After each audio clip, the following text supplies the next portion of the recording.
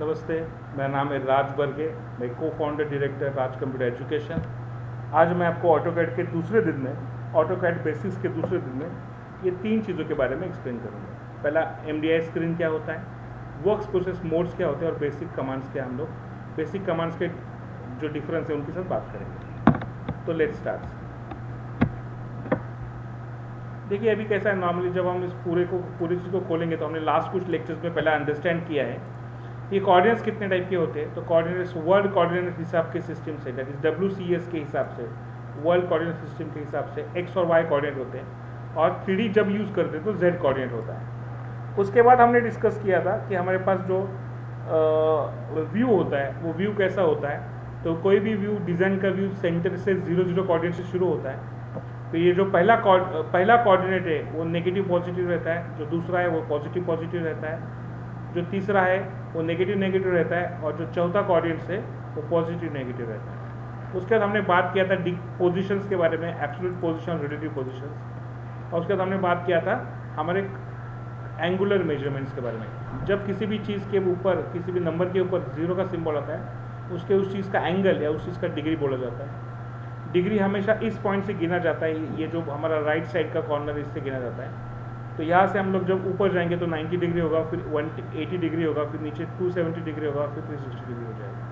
ये इस वे से पूरा काम करेगा। बराबर, जब ये इस वे से घूमेगा 90 से 0, 270, 80 वगैरह वगैरह, तो उसको बोलेंगे क्लॉकवाइज मूवमेंट। जब ये उल्टा घूमेगा तो हम उसको बोलेंगे एंटी क्लॉकवाइज मूवमेंट। ये बेसिक चीज़ बात करने के बाद फाइन, हम लोग बात करेंगे ये क्या चीज़ है। तो ये हमारा डैशबोर्ड। जब हम डैशबोर्ड में काम करेंगे तो डैशबोर्ड में हमारा जो पहला ऑप्शन है, यहाँ पे हमारा ड्रिल मेनू आता है। उसके बाद हमारे ये मेनूज़ की लिस्ट है। मेनूज़ का लिस्ट जो हमारे पास है वो पहला आता है होम, उसके बाद आता है इंसर्ट, उसके बाद एनोटेशन आता है। एनोटेशन नंबर्स के लिए काम करता है। उसके बाद जो आता है वो है, उसके बाद लेयर्स, जो अलग अलग लेयर्स में काम करते हैं। जब आपने देखा है, देखो ना, ये पीछे मैंने एक छोटा सा ड्राइंग बनाया, ये अलग अलग कलर में दिख रहा है। इस हर कलर का एक मीनिंग है, और वो मीनिंग आने के लिए या उस कलर में आने के लिए या उसका लाइन का फॉर्मेट आने के लिए वो हर एक चीज़ अलग लेयर में बनाया जाता है। उसके बाद एनोटेशन फिर से आ गया।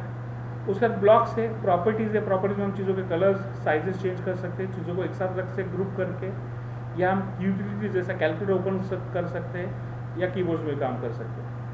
और जो ऊपर के मेनूज है, जैसा लेआउट है, पैरामीट्रिक है, व्यू है, मैनेज है, आउटपुट है, प्लगइन्स है और आउटलाइंस है। तो ये मेनूज है। जब ये पट्टी को हम लोग कंसीडर करेंगे तो इसको हम बोलेंगे हमारा ये मेनूज है। उसके नीचे जो ये स्क्वायर बॉक्स में सब दिख रहा है तो इसको हम बोलेंगे ये टूल बार्स है हमारे, ये हमारे टूल बार्स है। जब टूल बार्स के साथ हम लोग काम करें तो अगर मैं 2 सेकंड इस नंबर के ऊपर, इस लाइन टूल के ऊपर आके रुकता हूँ तो मुझे उसका इन्फॉर्मेशन दिखेगा। जैसा यहाँ पे दिख रहा है, ये लाइन है, ये स्ट्रेट लाइन ड्रॉ करता है, बराबर है, और ये मुझे जो इन्फॉर्मेशन दिखाता है उसको हम लोग बोलते हैं टूल टिप। अब सबसे इंपॉर्टेंट एरिया, ये जो वाइट एरिया हम लोग काम कर रहे हैं, उस वाइट एरिया को हम लोग बोलेंगे वर्क स्पेस, बराबर है। अब इस वर्क स्पेस में ये जो कोऑर्डिनेट्स है, देखो यहाँ पे दिख रहा है मुझे, ये ऊपर जा रहा है मतलब एक्स कोऑर्डिनेट है, और इस साइड जा रहा है मतलब, सॉरी, ऊपर जा रहा है मतलब वाई कोऑर्डिनेट है, और इस साइड जा रहा है मतलब एक्स कोऑर्डिनेट है, और ये उसका ओरिजिन है मतलब 0 कोऑर्डिनेट है। हम ऑटोकैड में अलग अलग वे से काम कर सकते हैं। हम ये सीधा कमांड से यूज़ कर सकते हैं, या आप यहाँ पे कमांड जो आ रहा है, यहाँ पे दिख रहा है कमांड, टाइप कमांड, यहाँ पे खुद का कमांड भी टाइप कर सकते हैं। हम पुराने ज़माने में जब ऑटोकैड 10, 8 वगैरह यूज़ करते थे, 12 यूज़ करते थे, तो हम मोस्टली कमांड के साथ काम करते थे। कमांड शॉर्टकट से भी हो सकते थे। उसके बाद ये जो नीचे आ रहा है इसको हम बोलते हैं स्टेटस बार। ये बहुत इंटरेस्टिंग चीज़ है। हम जो भी ऊपर काम कर रहे हैं उसका ब्रीफ इंफॉर्मेशन यहाँ पे दिखेगा, या स्टेटस के बारे में यहाँ पे चीज़ों के साथ आपको काम करेगा। जो भी हमने यहाँ पे ड्राइंग बनाया उसका एक प्रोपोर्शनेट रहता है। तो वो प्रोपोर्शनेट देखिए यहाँ पे 1:1 दिखाया है।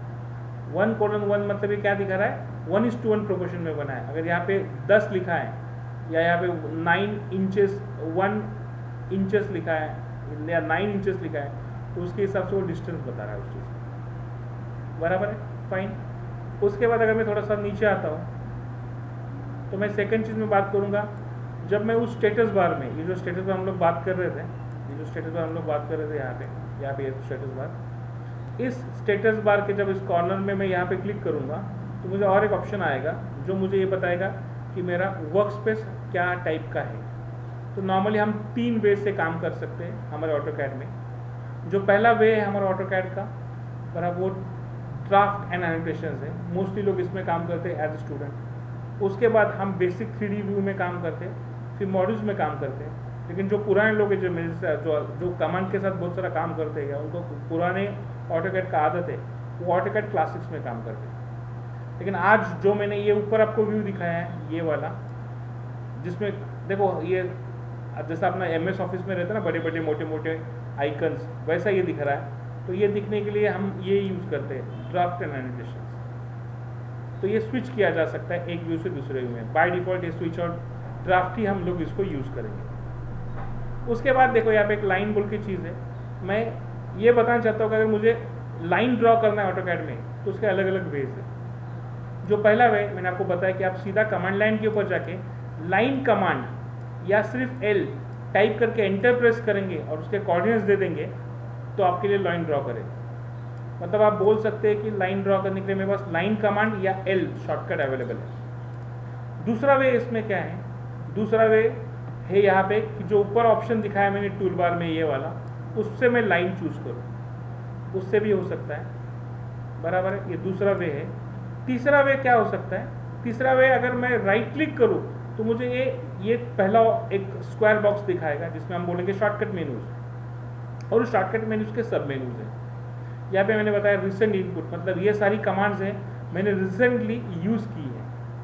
अगर मैं उसमें राइट क्लिक करता हूँ रिसेंट इनपुट में, अगर मैंने कमांड कभी यूज़ किया इसके पहले लाइन, तो मुझे लाइन दिखा देगा। तो जब आप इस चीज़ में ऑटोकैड में एक्सपर्ट हो जाएंगे तो मोस्टली आप शॉर्टकट से या राइट क्लिक करके चीज़ों को चूज़ करना प्रेफर करते हैं। वो धीरे धीरे हम लोग देखते कैसा काम करेंगे। उसके बाद आपको कुछ बेसिक जानना है, जैसा कि ऑटोकैड में जब हम काम करेंगे तो हमेशा आपके साथ एब्सोल्यूट कोऑर्डिनेट्स के साथ काम करेंगे। दूसरा चीज़, हम जब काम करेंगे ऑटोकैड में तो ऑटोकैड का जो बेसिक ड्राइंग फॉर्मेट रहेगा वो रहेगा आपका ऑटोकैड WDT।